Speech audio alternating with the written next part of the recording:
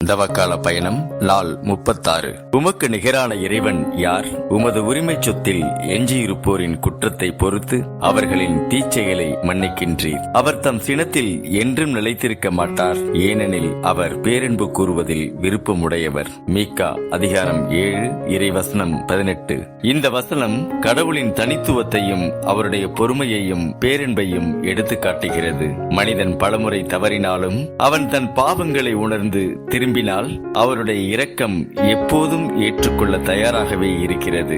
நம்மை விட்டு விலகி போகாதவர், நம்மை மீட்டு மீண்டும் நேசிக்கக்கூடியவர். அவரே நம்முடைய ஆண்டவர். இன்று நாம் எவ்வளவு தவறுகள் செய்திருந்தாலும் அவரை நோக்கி திரும்ப அவர் எப்போதும் கருணையுடன் காத்திருக்கிறார். நாம் பாவத்தை விட்டு விலகி அவரின் அன்பையும் இரக்கத்தையும் அனுபவிப்போம். நாளை மறுபடியும் சந்திப்போம். உங்கள் சத்தியத்தின் ஒளி. சப்ஸ்கிரைப் செய்ய மறந்துடாதீங்க.